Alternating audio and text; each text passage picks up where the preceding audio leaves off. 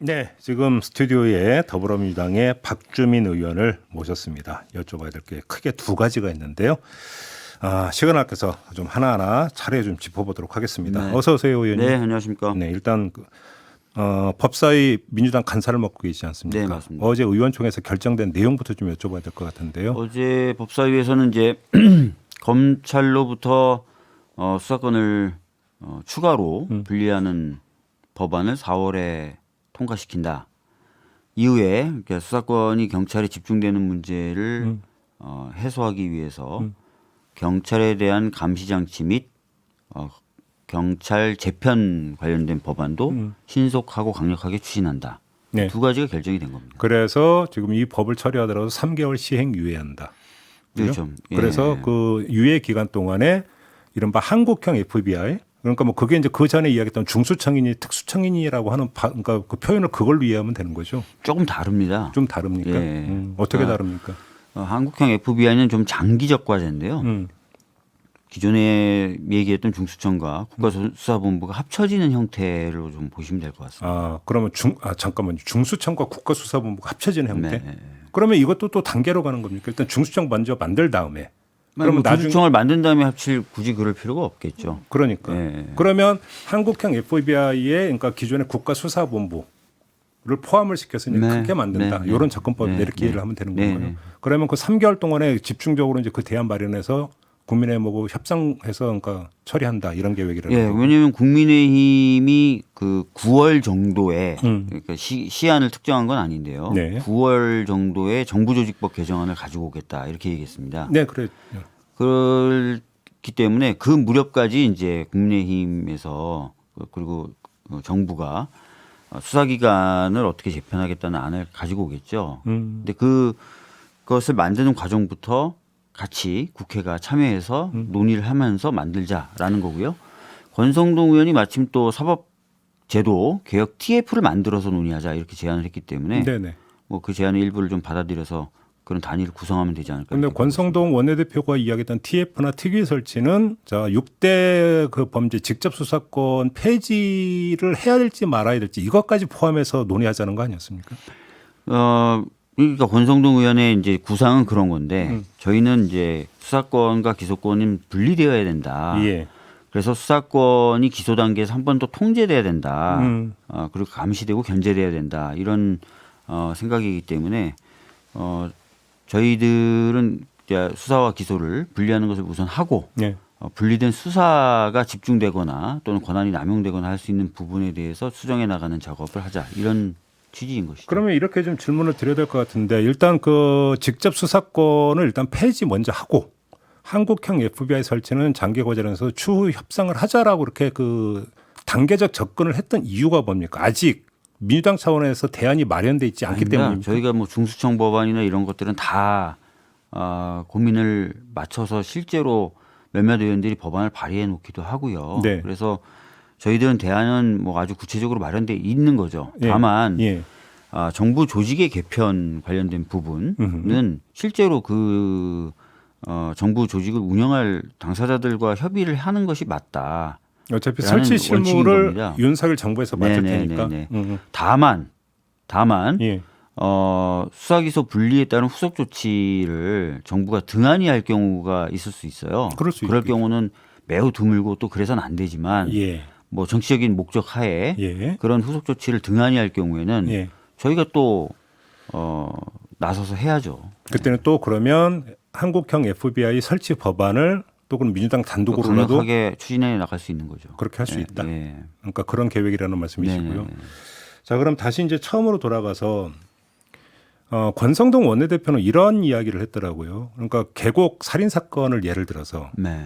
검찰의 존재, 그다음에 검찰의 수사 역량을 보여주는 하나의 예로 지금 그 제시를 하면서, 네. 근데 그 직접 수사권을 전부 다 박탈하면 어떡하냐 이런 이제 비판을 했거든요. 어떤 말씀 주시겠습니까? 그러니까 지금 나오는 많은 반론이 경찰은 수사를 잘 못하고 네, 검찰은 수사를 잘한다. 이 전제가 깔려 있는 거예요. 네.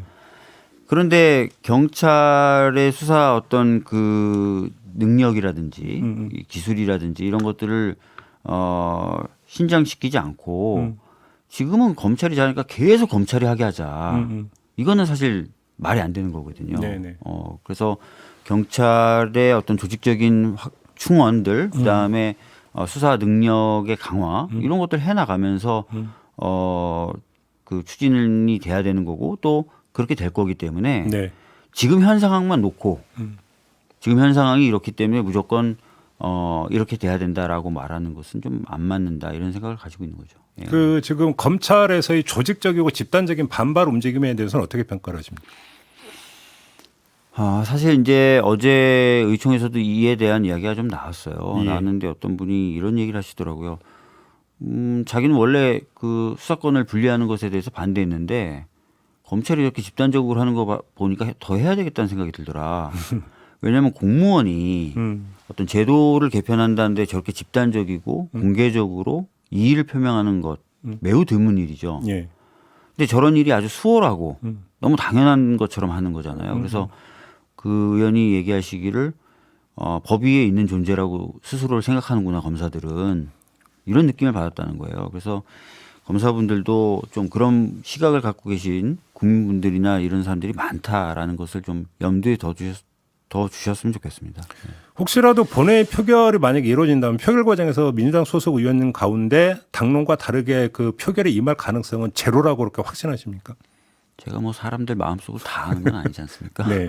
이건 기명 투표죠. 이거 아니죠. 기명 투표죠. 그렇죠. 예. 이건 뭐 예, 그러니까 인사와 관련된 게 아니니까. 그렇죠. 찬반은 그러니까 전부 다 이제 표시가 되는 네, 거고. 네, 네. 지금 그 문재인 대통령이 거부권을 행사해야 된다라는 주장이 일각에서 나오고 있는데요. 네. 혹시 청와대하고도 이게 사전 조율이 됐던 내용입니까? 어제 진성준 수석하고 같이 이제 백부를 하는데 진성준 수석에게 기자가 그런 질문을 했어요. 예. 했는데 진성준 수석은 이 사안에 대해서 청와대가 특별한 의견이 없다. 이렇게 답변을 했거든요. 아마 그 정도 수준이 아닐까 싶어요. 특별한 의견이 없다는 것은 특별히 거부할 이유도 없다는 뜻이 함축되어 있다는 국회가 말입니다. 법을 통과시켰고 예. 그 법이 뭐 굉장한 문제를 갖고 있어서 뭔가 거부돼야 될 만한 사안이 아니라면은 예. 행정부 수반으로서 거부하기는 어렵겠죠. 예. 그렇게 보시는 거고요. 네. 지금 국민의힘 같은 경우 필리버스터를 행사할 가능성은 거의 뭐 100%인 것 같은데 어떻게 대처할지 이 전략도 좀 논의가 됐습니까? 그 부분에 대해서도 이제 그 진성준 수석이 좀 여러 가지 이야기를 했는데요. 네. 뭐 의장님하고 긴밀하게 소통하고 있고 그 방안에 대해서도 검토 및 준비하고 있다고 하더라고요. 박병석 의장도 그러면 본회에서 그러니까 처리하는데 일단은 그 큰 기조에서는 동의를 하고 있는 걸로 확인하셨습니다. 그러니까 사실은 그 부분은 제 담당은 아니에요. 네. 예, 그래서 그 제가 아주 구체적이고 세밀하게 말씀드리기는 어렵고요. 하여튼 원내대표나 원내수석 입장에서는 뭐 나름 그 부분에 대한 대비를 잘 해나가고 있다라는 발언을 의총장에서도 했고 예. 어제 기자 질문에도 그런 답변을 했습니다. 알겠습니다. 지금 언론개혁 법안도 지금 이야기가 됐잖아요. 네. 근데 좀 일단 좀 그 이건 나중에 따로 또 이야기를 해야 될 부분이에요. 이것만 좀 여쭤보고 싶은데 현재 지금 언론 미디어 특혜가 가동이 되고 있지 않습니까? 네. 활동 시한이 다음 달 29일까지인 걸로 제가 알고 네. 있는데 그러면 그때까지는 민주당이 법안을 뭐 해서 그 처리한다 이런 건 아니고 29일까지는 기다린다라는 겁니까? 계속 논의는 해나가겠죠. 물론 논의는 하고. 예. 그러니까 이거는 그러니까 4월 안에 처리는 아니라는 겁니까? 그래서 이제 당이 예. 여러 가지 의견들을 반영해서 그 당의 어떤 입법 방향을 어제 정한 것이다. 이렇게 그거는 보시면 될 것 같아요. 언론개혁과 관련 법안은 4월 처리는 아니다. 네네. 알겠습니다. 그 정도로 정리를 하고요. 서울시장 출마를 결심을 하셨죠? 결심을 했죠. 이유를 좀 말씀해 주시겠습니까? 새로운 시대의 흐름에 맞는 새로운 어떤 서울, 또 서울에 대한 새로운 비전 이런 것들을 좀 만들 필요가 있다라고 생각을 했고 그러려면 세대 교체가 필요하지 않나라는 생각을 가져서 나오게 되었습니다. 세대 교체라고 한다면 그럼 교체 대상은 어떤 세대가 되는 겁니까? 사실은 이제 지금 이제 현직 시장님도 젊은 세대라고 보기는 어렵죠. 그리고 이미 3선을 하신 분이고 서울시장으로서 이른바 이제 86세대에 속하시는 분이죠. 네. 그래서 뭔가 좀 다른 시각과 이런 것들로 서울을 좀 바꿔보고 싶은 마음에 나오게 됐다는 말씀드리겠습니다. 그러면 그 세대 교체의 대상은 86이 되는 겁니까? 구체적으로? 86이 이제 사실은 주 대상이 될 수도 있겠죠. 근데 뭐 어떻게 보면은 교체라고 하는 것에 방점을 좀 찍기보다는요. 새로운 세대 진출에 좀 방점을 찍어주셨으면 좋겠어요. 예. 무슨 말씀인지 알겠네요. 어제 저희가 송영길 전 대표하고 인터뷰를 했는데 네. 송영길 전 대표의 지금 출마를 놓고 여러 가지 이야기가 나오고 있지 않습니까? 네. 이젠 경쟁자라고 보셔야 될 것 같은, 봐야 될 것 같은데 네. 송영길 전 대표 출마에 대해서 어떻게 생각을 하십니까? 뭐 여러 가지 이제 평가를 하시는데요. 우선은 그 대선 패배에 대한 책임을 지고 이제 사퇴한 지도부죠. 네. 그리고 또 8.6 용태론까지 거론을 하셨던 분인데 네. 맥락 없이 좀 명분 없이 좀 출마를 다시 하신 것 아닌가 라는 생각이 많은 의원들의 좀 공감대를 이루고 있는 것 같고요. 네. 그래서 이제 그 부분이 좀 문제가 되는 것 같고 또 하나는 이제 출마하는 과정에서 뭐 누군가의 뭐 뜻이다 뭐 이런 식으로 한 것도 지금 보면 좀 말이 좀 많이 나오는 것 같습니다. 예. 말이 많이 나온다는 것은 좀 부풀려졌다 내지 사실이 아니다 이런 말씀이신가요? 그러니까 제가 확인한 바로는 사실과 좀 다르고요. 또 많은 이재명 고문의 뜻이 아니다. 많은 분들이 확인한 바로도 좀 사실과는 다른. 아무튼 근데 정성호 의원을 만난 건 사실이잖아요. 저도 정성호 의원이 자주 만나는데 그 자체는 이재명 고문의 뜻하고 연결지을 수 없다. 저도 이재명 고문하고 통화도 하고 이재명 고문이 저를 응원한다는 얘기도 했고 아 그래요? 심지어는 미안하다 뭔가 혼선이 생긴 것 같다 이런 얘기도 하시고 잠깐만 그렇게까지 이야기했어요? 네. 이재명 고문이 직접? 얘기하셨죠. 그럼 그 혼선이라고 하는 게 송영길 전 대표 출마를 그러니까 염두에 두고 한 발언으로 이해를 하면 되는 겁니까? 네. 아주 자세히 제가 말씀드리긴 좀 그렇고요. 예. 네. 아무튼 그렇게 이야기한 건 맞습니까? 이재명 고문이 혼선이 좀 생긴 것 같다. 그래요?